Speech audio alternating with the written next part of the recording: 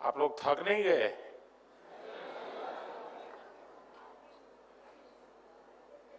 दो दिन से यही कर रहे हैं तो अब क्या सुन सुन कर थक नहीं जाओगे?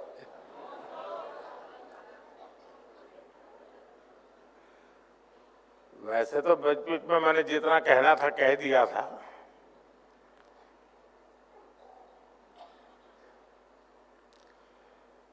जब मैं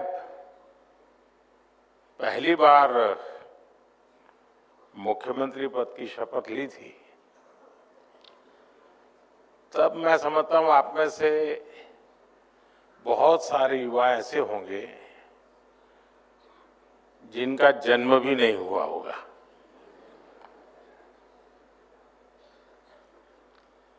और जब मैंने 2014 में प्रधानमंत्री पद की शपथ ली थी तब आप में से ज्यादातर लोगों को बच्चा कहा जाता होगा।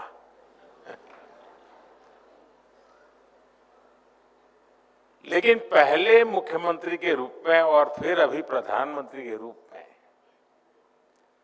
मुझे हमेशा युवा पीढ़ी पर बहुत ज्यादा विश्वास रहा है।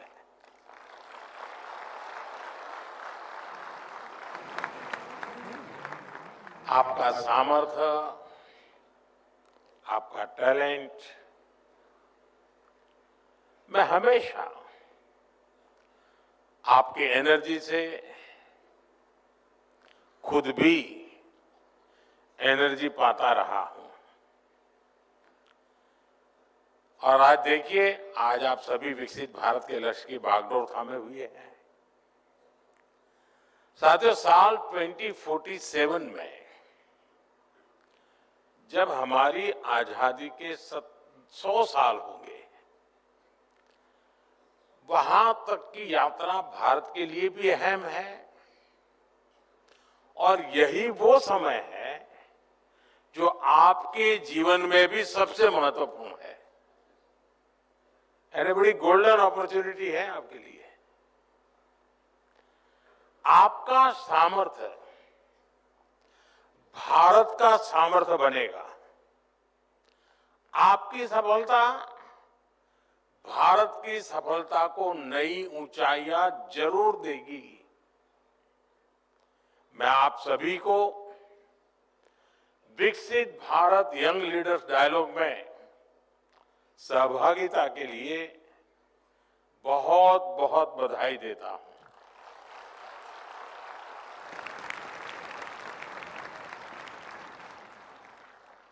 मैं इस विषय पर आगे विस्तार से बात जरूर करूंगा, लेकिन पहले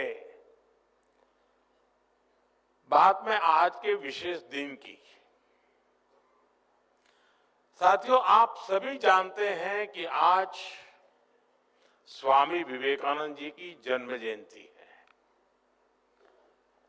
स्वामी विवेकानंद जी के विचार आज भी हर युवा के लिए प्रेरणा है। हमारे जीवन का लक्ष्य क्या है? पर्पस ऑफ लाइफ क्या है? कैसे हम नेशन फर्स्ट की भावना के साथ अपना जीवन जिए?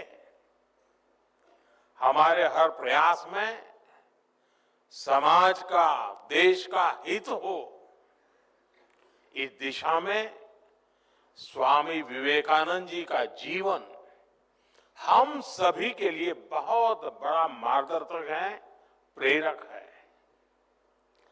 स्वामी विवेकानंद का स्मरण करते हुए हर साल 12 जनवरी को हम राष्ट्रीय युवा दिवस मनाते हैं। और उन्हीं की प्रेरणा आज 12 जनवरी को विकसित भारत यंग लीडर डायलॉग के लिए चुना गया है।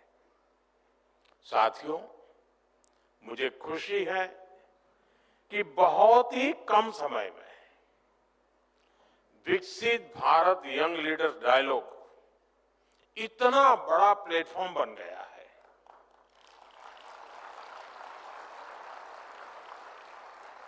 एक ऐसा प्लेटफॉर्म जहां देश के विकास की दिशा तय करने में युवाओं की सीधी भागीदारी होती है।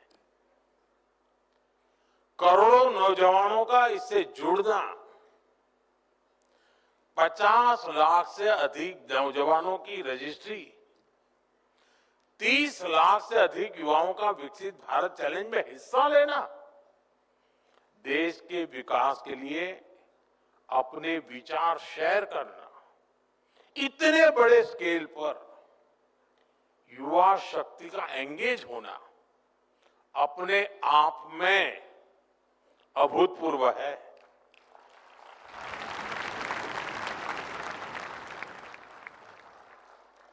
दुनिया के अनेक देशों में आमतौर पर थिंक टैंक, ये शब्द बहुत प्रचलित है, थिंक टैंक की चर्चा भी होती है।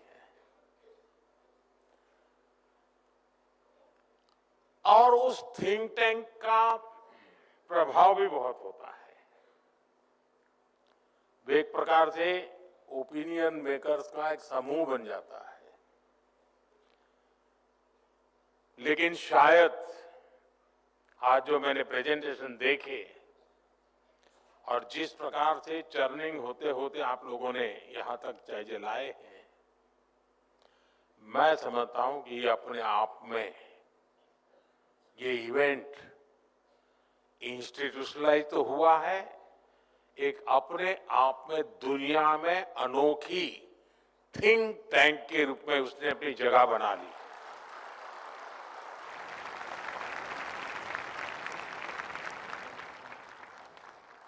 एक निश्चित विषय को लेकर, निश्चित लक्ष्य को लेकर के लाखों लोगों का मंथन होना, इससे बड़ा थिंकिंग क्या हो सकता है। और मुझे लगता है कि इसके साथ थिंक टैंक शब्द बैठता नहीं है, क्योंकि टैंक शब्द इसलिए आया होगा छोटा सा होता है। ये तो विशाल है, सागर से भी विशाल है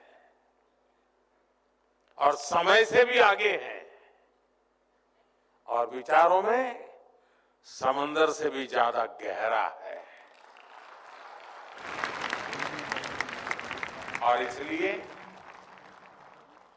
थिंक टैंक शब्द टैंक वाले शब्द से भी सीमित नहीं किया जा सकता, ऐसा इसका अनुभव है। और जिन विषयों को आज आपने चर्चा में लिया है, जैसे खासतौर पर विमेन लेड डेवलपमेंट और यूथ पार्टिसिपेशन इन डेमोक्रेसी, ऐसे गंभीर विषयों पर जिस प्रकार से विचार आपने रखे हैं, ये प्रशंसनीय है।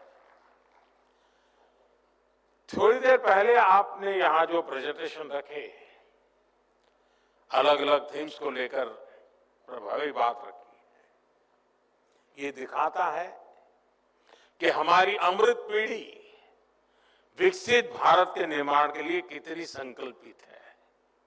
इससे ये भी स्पष्ट होता है कि भारत में जैन जी का मिजाज क्या है।